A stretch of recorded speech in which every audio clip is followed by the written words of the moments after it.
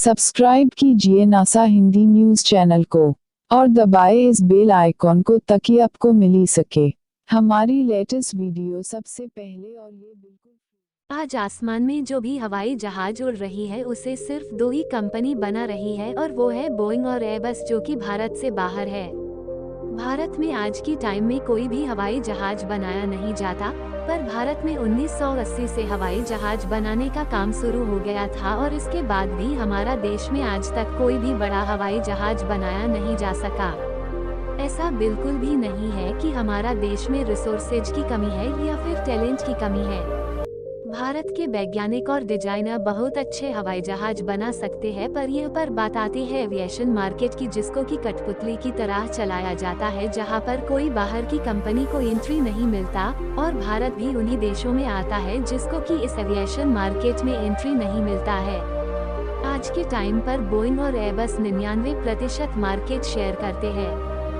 Boeing और Airbus company का सफलता के पीछे बहुत बड़ी इतिहास जुड़ी हुई है। 1918 में बोइंग की शुरुआत अमेरिका में हुई और यह एक बहुत बड़ी कंपनी के नाम से उभर चुकी थी। वर्ल्ड वॉर के दौरान military aircraft, fighter jets, transportation craft Boeing बनाती थी और सरकार के लिए बहुत महत्वपूर्ण कंपनी बनकर काफी लंबी समय तक रही। जब द्वितीय विश्व युद्ध अपनी चरम पर पहुंचा तब बोइंग सरकार के लिए एक पार्टनर की तरह बन गई, जिसके वजह से उस टाइम पर सरकार ने $100 बिलियन तक की फंडिंग बोइंग कंपनी को दी, जिसके तहत बोइंग कंपनी विश्व युद्ध के लिए बहुत सारी जेट्स एयरक्राफ्ट मॉडल बना के अमेरिका सरकार को उपलब्ध कराता था। और द्वितीय विश्व युद्ध खत्म होते होते बोइंग और अमेरिकी सरकार का संपर्क इतनी बढ़ गई कि सबको लगता था कि बोइंग कंपनी को अमेरिकी सरकार चला रहा है। इसी समय पर कई सारे छोटे बड़े एविएशन कंपनी इस इंडस्ट्री में डेवलप कर रहे थे। कई सारे युद्ध के लिए एयरक्राफ्ट और फाइटर जेट्स और कुछ इनोवेशन इन कंपनियों के द्वारा दिखाई दिया गया, पर बोइंग जितना बड़ा बन गया था और जिस तरह से सरकार का सपोर्ट था उसकी वजह से कोई भी एविएशन कंपनी बोइंग कंपनी के सामने टिक नहीं पाता था। आखिर में जर्मनी, फ्रांस और यूके ने फैसला किया कि अपनी छोटे छोटे एविएशन कंपनी को मिलाकर एक बड़ी और ताकतवर एविएशन कंपनी बनाएंगे और इसी तरह एयरबस कंपनी की शुरुआत हुई। आज के दिन में बोइंग और एयरबस ये दोनों कंपनी मौजूद है जिनके सरकार के साथ स्ट्रॉन्ग रिलेशन है और इन कंपनी को बहुत ज्यादा मात्रा में पैसे और रिसोर्सेज इन कंपनियों को मिले हैं।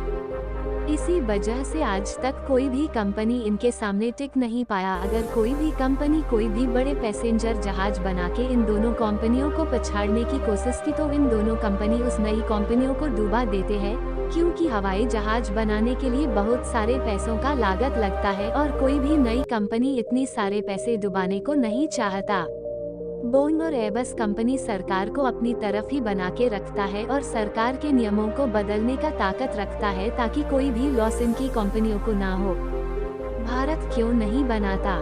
भारत के पास सभी तरह के एयरक्राफ्ट बनाने की कैपेबिलिटी है और कई बार भारत छोटे छोटे एयरक्राफ्ट बना के बेच भी चुका है, पर जब बात आती है बड़े पैसेंजर जहाज बनाने का तो भारत यह सब नहीं बनाता। अगर भारत ये सब जिस दिन बनाने की कोशिश करेगा उस दिन भारत इन दोनों कंपनी बोइंग और एयरबस की टारगेट में आ जाएगा और उनके रूल्स और पॉलिसी के बदौलत भारत भी नहीं टिक पाएगा।